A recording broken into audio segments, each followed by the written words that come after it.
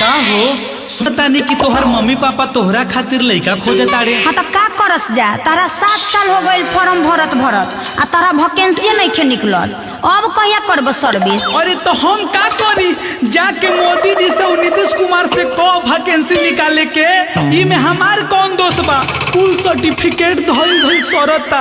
अरे तार नौकरिया सुन के हमार माई खुश रही कि ज्यादा नौकरिया है दामाद मिली, लेकिन अब तो वो उम्मीद नहीं कि अब बताओ हम का करी। तहरा हमर नौकरिया से प्यार रहे कि हमरा से, हम सब समझतानी, तू बदल गइल।